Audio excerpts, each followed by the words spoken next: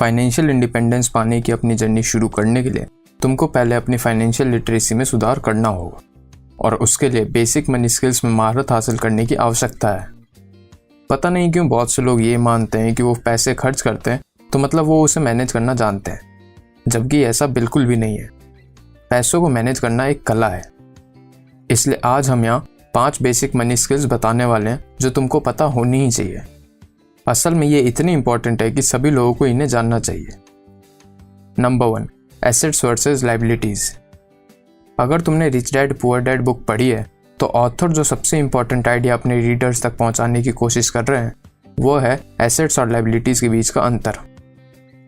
इतने सारे लोग फाइनेंशियली रूप से स्ट्रगल कर रहे हैं, इसका कारण यही है कि वो एसेट्स और लायबिलिटीज के बीच के अंतर को नहीं समझते हैं।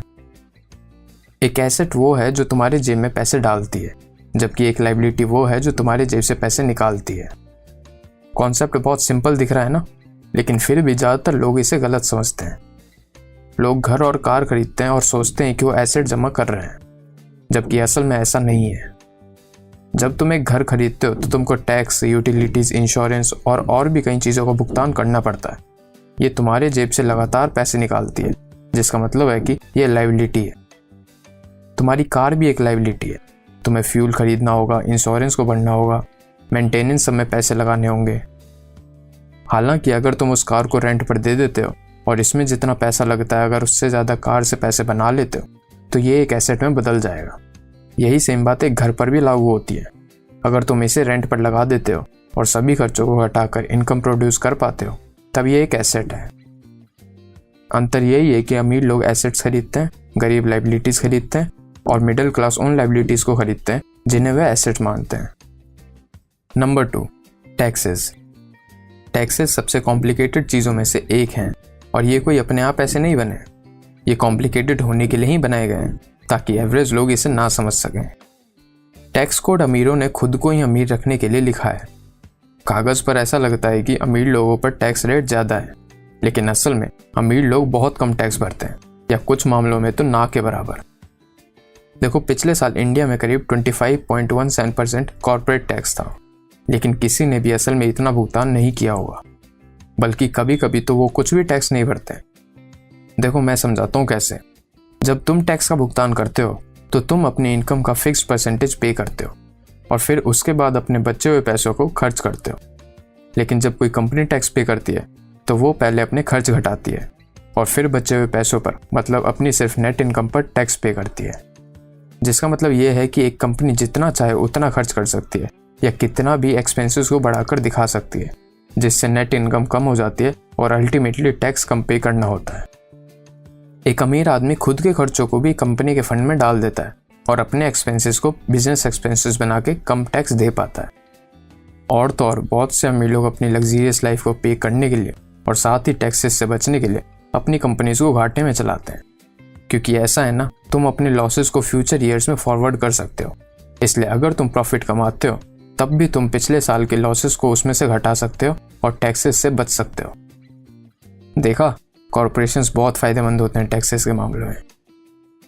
जब पॉलिटिशियंस कहते हैं कि हम अमीरों पर टैक्स बढ़ाएंगे तो उनका मतलब उन अति अमीरों से नहीं है जो मिलियंस और बिलियंस कमाते हैं, बल्कि उन मिडिल क्लास से है जो 15 लाख से ज़्यादा कमाते हैं। अगर तुम टैक्सेस में महारत हासिल नहीं करते हो तो भले ही तुम लाखों कमा लो, तब भी तुम उसका एक बड़ा हिस्सा गवर्नमेंट को दे रहे होगे। Number 3, it's not how much money you make that matters, it's how much money you keep.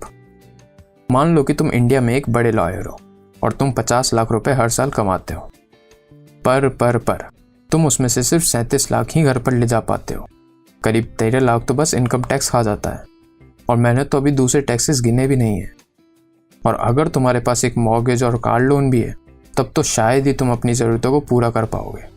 देख लो, यहाँ तक कि 50 लाख की इनकम के साथ भी तुम सैलरी टू सैलरी तक ही जी रहे होगे। इसलिए लास्ट में ये मायने रखता है कि तुम टैक्सेस को पे करने और अपने खर्चों को कवर करने के बाद कितने पैसे रख पाते हो। पैसे बचाना सीखो। यदि तुम उस नौकरी को खो देते हो तो सरकार तुमको पैसे वापस भी नहीं देगी जो तुमने टैक्सेस में चुकाया था। इसलिए learn how to save money. लेकिन सिर्फ बचत करना ही काफ़ी नहीं है, learn how to let your money work for you.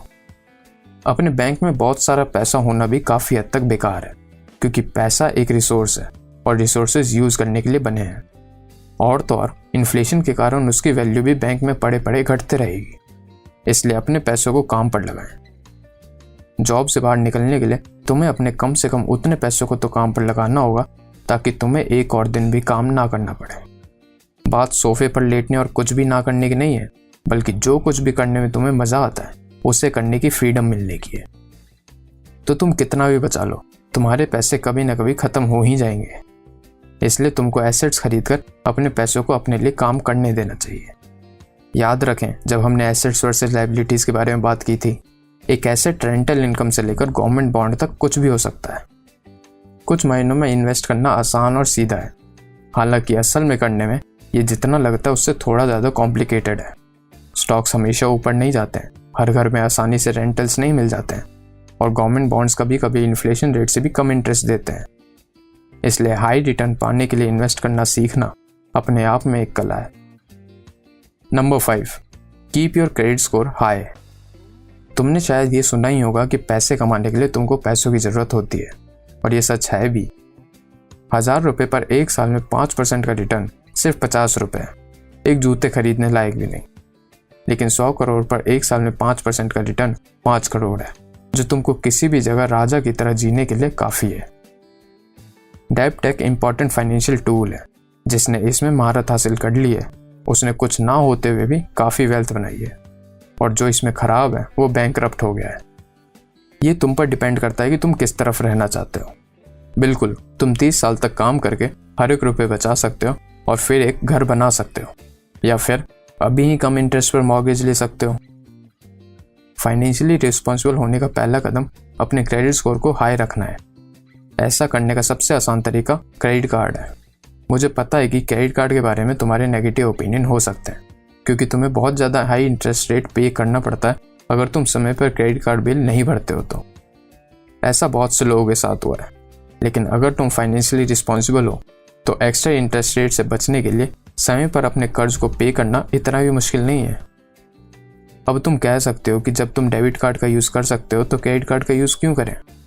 देखो, अपना क्रेडिट स्कोर बनाने के लिए तुमको क्रेडिट लेने और समय पर उसकी पेमेंट करने की आवश्यकता होती है। तुम बस जिन जिन चीज़ों के लिए डेबिट कार्ड यूज़ करते हो उनको क्रेडिट कार्ड से पे करो, और फिर महीने के एंड में बस उसी डेबिट कार्ड से अपने क्रेडिट कार्ड बिल को पे कर दो। इसी तरह तुम अपना क्रेडिट स्कोर बढ़ाते हो। और तो और डेबिट कार्ड के बजाय क्रेडिट कार्ड पर कैशबैक्स भी ज़्यादा मिलते हैं, जिससे और पैसे सेव ही होंगे। और फिर अगली बार जब तुमको मॉर्गेज लेने की आवश्यकता होगी तो बैंक तुमको फाइनेंशियली रिस्पॉन्सिबल सिटीजन मानेगी और तुमको एक बेहतर मॉर्गेज रेट देगी। सोचो, तुम थोड़ा मॉर्गेज रेट पाकर ही कितना सेव कर लोगे। चाहे तुम इसे पसंद करो या ना करो, तुमको कुछ हद तक फाइनेंशियली लिटरेट होना सीखना होगा, क्योंकि अगर तुम पैसों से नफरत करते हो तो भी तुम इससे नहीं बच सकते, और पैसा हमेशा हमारे जीवन में एक इम्पॉर्टेंट रोल निभाएगा। इसलिए कम से कम पहले बेसिक स्किल्स में महारत हासिल करना शुरू करो। और अब वक्त है वीडियो को थम्स अप देने का अगर तुमने वीडियो को एंजॉय किया, और उस सब्सक्राइब बटन और बेल को दबा दें अगर ऐसी ही वीडियोस आगे देखना चाहते हैं। देखने के लिए धन्यवाद।